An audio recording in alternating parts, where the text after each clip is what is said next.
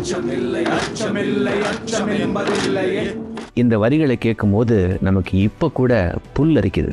இது வெறும் வார்த்தைகள் இல்லை, எமோஷன். வணக்கம், நான் நிரஞ்சன் பாரதி, மகாகவி பாரதியாரின் எள்ளுப்பேரன், கவிஞன், திரைப்பட பாடலாசிரியன். இந்த வரிகளுக்குள்ள ஏதோ ஒரு மந்திர சக்தி இருக்கிறதுனால தான் இன்று வரைக்கும் இதை பல பேர் ரசிக்கிறாங்க. ஒரு மாஸ் ஃபாலோவிங் இதற்கு இருக்கு.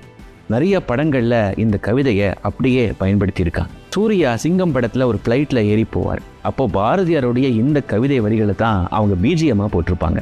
இயக்குனர் சிகரம் கே பாலச்சந்தர் அவர்கள் அச்சமில்லை அச்சமில்லை அப்படின்னு ஒரு படமே எடுத்தார். சமீபத்தில் அமரன் திரைப்படத்தில் சிவகார்த்திகேயன் மற்ற இராணுவ வீரர்களோடு சேர்ந்து இந்த அச்சமில்லை அச்சமில்லை கவிதையை ரொம்ப அழகாக சொல்லியிருப்பார். மொழிகளை தாண்டி இந்த வார்த்தைக்குள்ள ஏதோ இருக்கிறதுனால தான் அது எல்லாரோடையும் கனெக்ட் ஆகுது.